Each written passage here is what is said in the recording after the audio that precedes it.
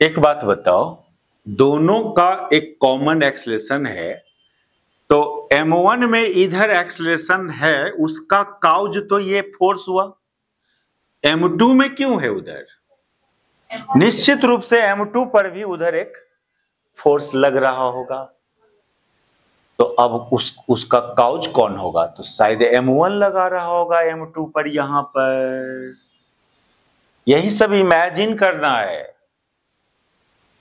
कैसे कंफर्म किया कि m2 पर एक फोर्स लग ही रहा होगा उधर? किसी बॉडी में किसी डायरेक्शन में यदि एक्सेलरेशन है, ये तो कंफर्म है कि उस डायरेक्शन में एटलीस्ट एक फोर्स तो जरूर लग रहा होगा। तो m2 इस दिशा में एक्सेलरेट कर रहा है, तो इस दिशा में m2 पर एक फोर्स लगवे करेगा। अब ढूंढना है कि वो लगा कौन रहा है। भाई उससे जो कांटेक्ट में इधर से ये लगा रहा होगा ना। तो इसको ना अब हम लोग अलग अलग करके दिखाते हैं, सेपरेटली। दोनों बॉडी का अपना अपना फ्री बॉडी डायग्राम ड्रॉ करना। तो देखो m1 का फ्री बॉडी डायग्राम ड्रॉ कर, पहले m2 का करो। तो m2 पर एक फोर्स नीचे m2g, एक नॉर्मल रिएक्शन फोर्स n2, और एक इमेजिन की कौन m1 लगा रहा है किस पर? m2 पर। इसको डिनोट करेंगे किससे? r से। कांटेक्ट फोर्स को r से डिनोट करेंगे। और ये m2 जा रहा है इधर a एक्सेशन से। ये हुआ free body diagram of m2।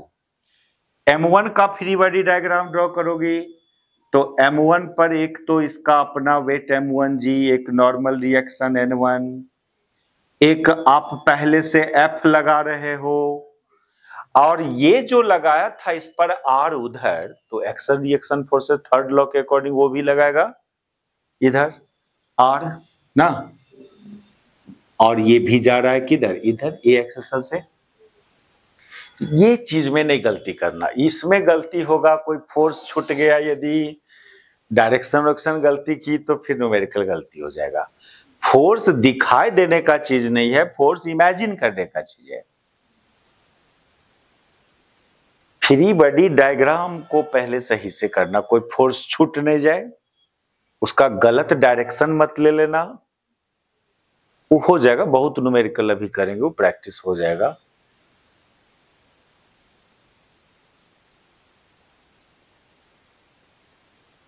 अब चलो दोनों पर Newton second law individually apply करने। देखो अपने पास दो वेरिएबल आर एंड ए, मान लो ए भी नहीं पता, वो तो एगो टेक्निक था ना, वो निकाला था कैसे? एगो टेक्निक से एक्सेशन निकाला था, दोनों को एक सिंगल बॉडी मान लिया। तो आपके पास दो वेरिएबल कौन कौन? आर एंड ए। तो उसको फाइंड करने के लिए दो इक्वेशन भी चाहिए। दो इक्वेशन के लिए दो अलग अलग बॉडी भी है, दोनों पर अपना अपना न्यूटन सेकेंड लॉ अप्लाई करो, दो इक्वेशन आ जाएगा। ठीक है, तो अप्लाई न्यूटन से पहले ये सब बात लिख लो। तो here we have two variable,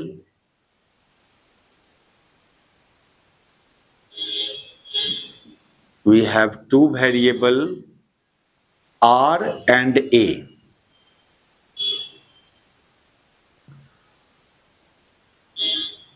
Hence we must have two equation.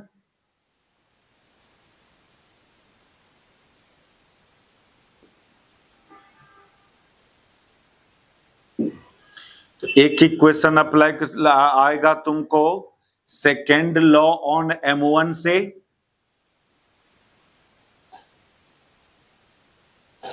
m1 पर सेकेंड लॉ किधर अप्लाई करेगी? Horizontally right. इधर,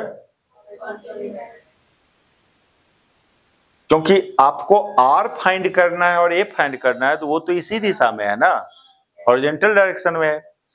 तो हॉरिजेंटली राइट अप्लाई करोगी तो f माइनस r करेगी ना, जिधर बॉडी जा रहा है उसको प्लस में और उसके ऑपोजिट फोर्स को माइनस में। तो इसको लिखेंगे f माइनस r बराबर m1 है, एक इक्वेशन ये। और second law on m2, second law on m2, तो M2 पर तो एक के गो फोर्स लग रहा है R इस दिशा में, तो अकेले खाली R बराबर M2A लिखोगे। क्वेश्चन नंबर 2, अब दोनों को सॉल्व करेंगे, ए भी आ जाएगा आर भी आ जाएगा। देखिए कैसे, क्या करें, आर का ये वैल्यू इसमें डाल देते हैं फर्स्ट में, M2A यहां, M2A को उधर लेके चल जाओ, ए कॉमन कर लोगी तो ए का वैल्यू निकल जाएगा। सॉल्विंग 1 and 2, सॉल्विंग 1 and 2, तो ए का वैल्यू आ जा रहा है F/M1 + M2 एंड आर का वैल्यू आ रहा है आपको M2 F/M1 + M2 आएगा। इसको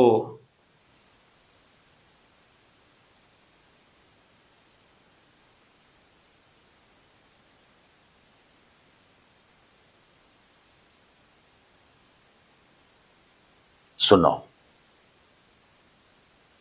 दोनों रिजल्ट में एक टेक्निक है याद रखने का। एक्सेलरेशन में क्या टेक्निक है कि वो जो फोर्स अप्लाई किया था उस फोर्स में टोटल मास से डिवाइड कर दिया, पूरे सिस्टम के मास से, पूरा सिस्टम का मास। कांटेक्ट फोर्स में क्या टेक्निक है, आप फोर्स अप्लाई किया था M1 पर, तो ऊपर M2 है क्या, और यदि ऐसा होता, यदि फोर्स हम M2 पर अप्लाई किया होता, यहां ऊपर M1 आता। सुनो ये केस, मान लो कि तुम फोर्स अभी अप्लाई करो, इस ये M2 था ना, इधर से अप्लाई करो तुम फोर्स M2 पर, तो एक्सेलरेशन का मैग्नीट्यूड तो चेंज नहीं करेगा, एक्सेलरेशन अभी भी कितना रहेगा, मैग्नीट्यूड खाली डायरेक्शन चेंज करेगा एक्सेलरेशन का, लेकिन कांटेक्ट फोर्स का मैग्नीट्यूड चेंज कर जाता है। अभी फोर्स M2 पर लगाई है तो M2 ने लेके ऊपर M1 ले लेना, M1 F/M1 + M2। तो ये टेक्निक है, फोर्स किस पर लगा रहे हो उस मास को छोड़ दो, अगला मास न्यूमरेटर में लेना, into force by total mass. और ये तो 2 बॉडी का केस कर रहे हैं, अब 4, 4, 5, 6 बॉडी भी होगा तो उसका भी बता रहे हैं।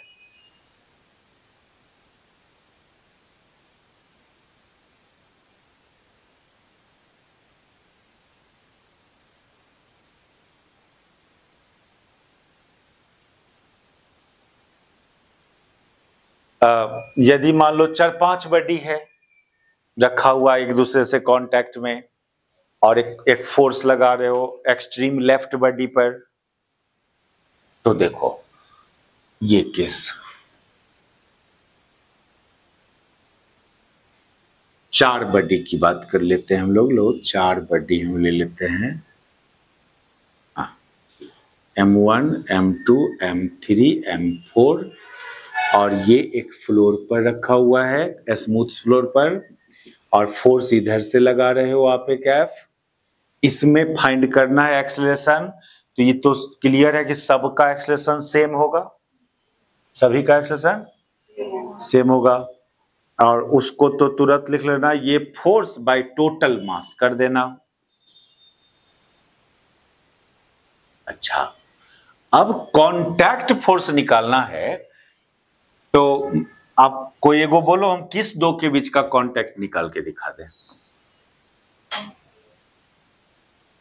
M2 और M3 के बीच का ना, सुनो ना, M2 और M4 के बीच का हम निकाल देते हैं, ठीक है ना, ठीक है, M2 और M4 कांटेक्ट में है, फिर कैसे निकालेगी,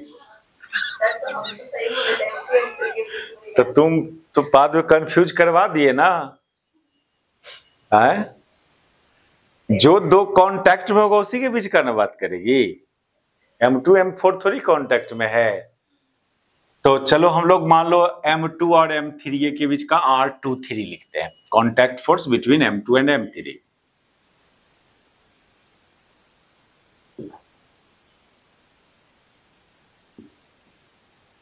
तो देखो क्या करना ना, इस केस में जिस 2 बॉडी के बीच का पूछा वहां से सिस्टम को 2 पार्ट में बांट देना। 2 बॉडी का सिस्टम समझ लेना। इसको भूल जाना कि ये 4 बॉडी का सिस्टम था, इसको तुम 2 बॉडी का सिस्टम समझना। एक बॉडी जिसका मास m1 प्लस m2 और एक body m3 plus m4। Force लगा था इधर से, और 2 बॉडी वाला टेक्निक तो जानती है कि फोर्स इस पर लगाई है तो वो मास ऊपर लेगी ना। m3 plus m4 into f by total mass. समझे? 2 बॉडी के सिस्टम में बांट लेना है। जिस 2 के बीच का पूछा वहीं से सिस्टम को 2 पार्ट में बांट देंगे।